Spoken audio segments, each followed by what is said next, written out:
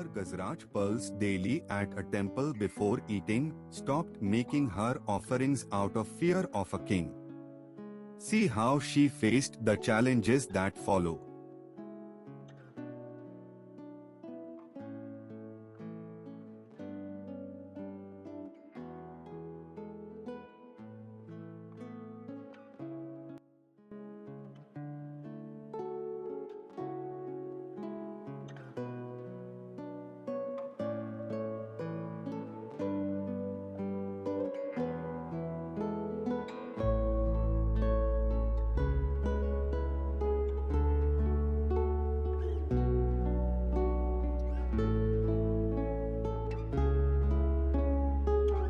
An ancient tale from nearly 800 years BCE recounts the marriage between two prominent Seth families.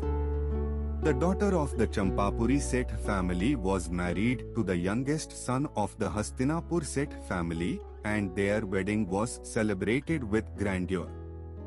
After returning to Hastinapur with her husband and his family, various traditions were observed throughout the night and into the following morning.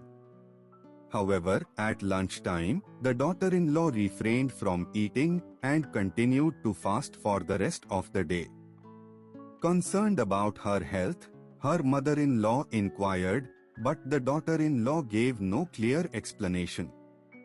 The wise Seth immediately sent a messenger to the bride's father to seek clarification. By 9 a.m. the following morning, the bride's brother arrived in Hastinapur with the messenger. He spoke privately with his sister, who reassured him that everything was fine.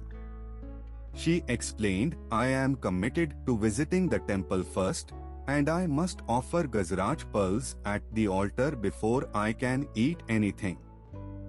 However, gajraj pearls are rare, and I didn't want to ask my in-laws, fearing it would be awkward if they didn't have any." The brother conveyed this message to her in-laws, who responded kindly, saying, "Don't worry, we have plenty of gajraj pearls, enough to last her a lifetime." The woman visited the temple, offering 6 rare gajraj pearls for worship at the altar, and returned home content. Both she and her brother had their meal and departed, having completed the customary rituals. Around noon, a cleaner arrived at the temple and, noticing the pearls on the altar, took them. She crafted a beautiful necklace by weaving the pearls with white flowers and wearing them. The cleaner also worked regularly at the queen's palace. When the queen noticed the necklace, she admired it and inquired about the origin of the pearls. The cleaner shared the story, and the queen decided to show the necklace to the king that evening. The king, captivated by the pearls, promised that they would be acquired. The king summoned all the jewelers in the city to the royal court. This unexpected call caused panic among the jewelers, who quickly convened a meeting. They agreed that a few key jewelers would speak on behalf of the group, and all would give a consistent response to avoid contradictions.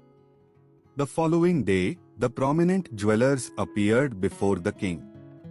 After showing them the necklace, the king asked who could provide such pearls. The lead jewelers, realizing how rare the pearls were, admitted that none were available. Hearing this, the king became enraged and warned that if anyone was found in possession of such pearls, their neck would be cut off. Upon returning home with a downcast expression, Sethani noticed something was amiss and reacted with concern. Seth, heavy-hearted, confessed, "The time of my death has come. The king will soon have my head. It's all because of the gajraj pearls. Our daughter-in-law cannot live without offering them at the temple, and now the king will take action." To prevent this tragedy, The 6 elder brothers and Sethani decided the best solution was to expel the youngest son from the house, ensuring that his wife, Chandervati, would also not return. That evening, when the younger brother arrived home, he was not allowed to enter. Confused and heartbroken, he said, "I wish to see my parents, but it is their command." The innocent younger brother had no idea why this was happening.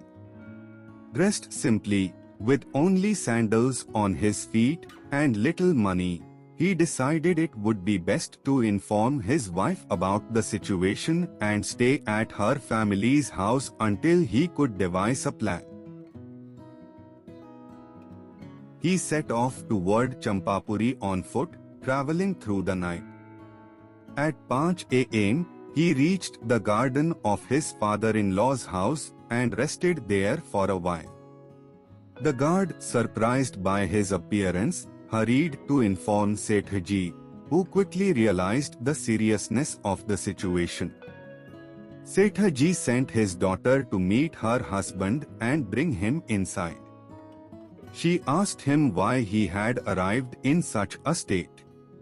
He explained everything he knew and told her that he would soon have to leave to search for a new business. "My purpose in visiting was to inform you not to return to our home in Hastinapur while I am away. From here, I plan to move to a suitable city to start a business. However, we could start a business here by taking a loan from my father to be repaid later," Chandervati suggested.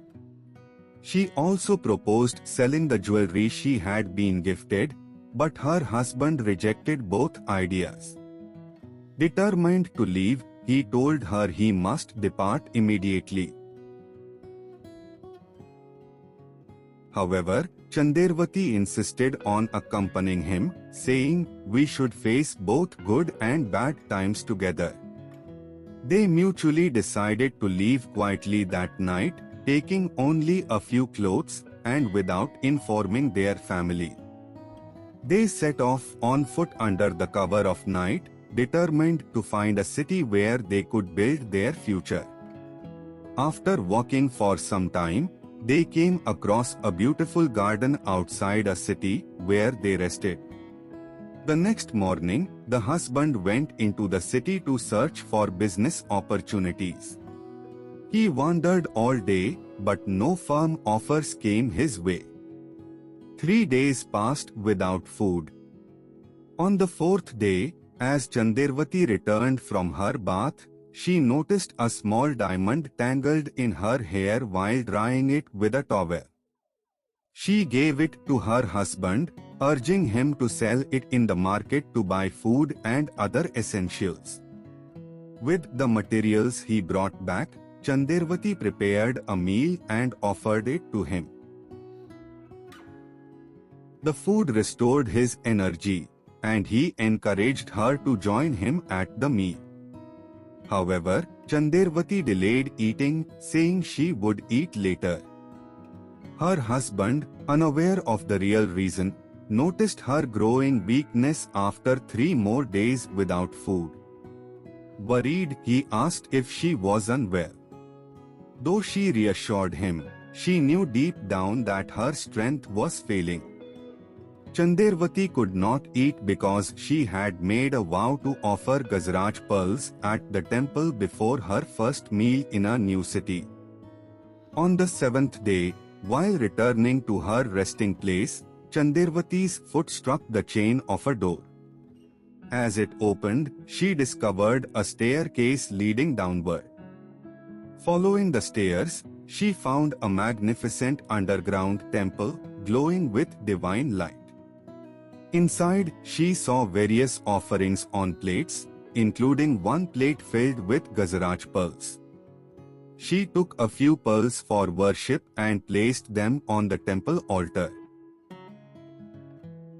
After completing her worship and on her way out, she found 2 valuable pearls by the door. Grateful for this divine blessing, she took them. Finally, after fasting for 7 long days, She ate some food and felt immense joy and relief. That evening, when her husband returned, he noticed the glow on her face. Curious, he asked, "Did something good happen?" She replied cheerfully, "Yes, I have some delightful news." Then she asked, "How is your work progressing?" Chandervati then said, "I have an idea. First, bring a small, beautiful box for valuables." When he returned with the box, she placed one of the precious pearls inside, right in front of him. Then, she suggested, "Take this exquisite gift to the king and see how he reacts." Following her advice, he hurried to the royal court and informed the guard that a merchant wished to meet the king. Soon, he was called in. Upon presenting the box, the king opened it and was thrilled to see the pearl, a gem unlike any he had ever seen before. "Where are you staying?" the king asked. When the king learned of their modest lodging, he immediately arranged for them to stay in a palace for as long as they wished. Chandervati was also summoned to the court, treated with great respect, and all their needs were generously provided for. The king invited her husband to visit the court daily. He also instructed his treasurer to safely store the box containing the pearl. With the gajraj pearls and their worries lifted, they lived happily, their lives transformed by the king's generosity and care. The next day, the boy presented another pearl, and the king was delighted. He ordered his treasurer to bring the previous pearl. But when the king opened the box, the pearl was missing. Furious, the king shouted, "I will cut off your neck." The boy pleaded for mercy. This same event occurred for the next 3 days. Each day, the boy presented a new pearl, yet the previous ones kept disappearing. The honest treasurer, who had kept a vigilant watch day and night, was baffled. No one could understand the mystery. Later, the boy asked his wife, "How do we keep producing more pearls when we only had 2?" His wife smiled and brought out a small, beautiful container. She revealed 2 pearls inside, one male and the other female, and explained, "This male pearl cannot live without the female at night. So every night, the male pearl returns to stay with the female, and that's why the previous pearl seemed to vanish from the king's box." The next day, the boy presented both pearls together in the elegant container and shared the whole story with the king. The king was amazed to learn about this rare pair, a male and female pearl. Overwhelmed with gratitude, the king decided to offer his only daughter's hand in marriage to the boy. The boy asked his wife for her consent, and she happily agreed to the proposal. They married, and the couple began living in the palace. The boy also became involved in many of the king's affairs, contributing to the kingdom's welfare. After their parents' and brothers' families went bankrupt, they found themselves on the streets with no means of livelihood. Forced to survive, they worked as laborers on construction sites. People often criticized them, remarking on the cycle of time that had brought them to this state. Ignoring these comments, they decided to leave their native city. However, by a twist of fate, they ended up in the same city again and searched for jobs. Someone suggested that the city's prince was building a large temple, offering many job opportunities. Grateful for the advice, the person who told them about the project took them to the prince's court. The prince, dressed royally with a crown on his forehead, listened as the man requested suitable work for them. The prince was stunned to see them in such dire conditions. He recognized them instantly, though they did not recognize him. Suppressing his emotions, the prince agreed to give them work and instructed the manager to assign them the hardest tasks. His heart still harbored anger toward their parents for the painful experiences of his past. Later that day, the prince felt uneasy. He abruptly ended his court session and returned to the palace, where he shared the entire incident with his wives. One of them asked, "Where are they now?" The prince replied, "They are working as laborers at the temple." She responded, "This is wrong. But they deserve punishment for their actions." After things settled into a routine, about 10 days later, the elder queen requested her husband to assign her mother-in-law to work at the palace so she could be nearby. When the mother-in-law arrived, she did not initially recognize the queen in her royal attire. After some conversation, when there was no more work left for her, the queen generously gave her a large amount of delicious food to take back to her children. About a month later, the queen devised a plan to enforce discipline within the family. One day, while arranging the queen's hair, the prince's mother remarked, "Your head looks just like my daughter-in-law's." This comment enraged the queen, who immediately ordered her to leave. Despite her pleas, the queen did not relent. The princess' mother returned home in tears, and upon hearing her story, the family was furious. They scolded her harshly, saying, "Let's wait for trouble to come."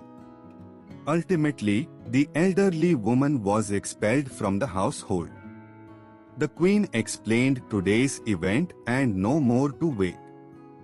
Act suitably advised by the queen. 2 chariots were sent to bring them. The prince persons told them, "You were called upon the palace. Pl sit in the chariot, but they were highly feared internally." On reaching the palace, they were offered to sit in a beautiful hall and advised to dress up properly. "Here are your dresses." Surprising and fearing both appeared on their faces. The queen had explained today's event, and there was no more waiting. Following her instructions, 2 chariots were sent to bring them to the palace. When the prince's men arrived, they informed them of the queen's summons and requested they board the chariots. Though outwardly composed, fear gripped them internally. Upon reaching the palace, they were escorted to a magnificent hall and given new clothes, with instructions to dress appropriately. A mix of surprise and fear was evident on their faces. After dressing in their royal attire, the prince and the elder queen approached their family with humility and respect, bowing to touch their feet. However, everyone stepped back in surprise. "What is it, Maharaj and Maharani? Have you not recognized us?" the prince asked. Upon realizing it was indeed their loved ones, the family was filled with joy and embraced them warmly.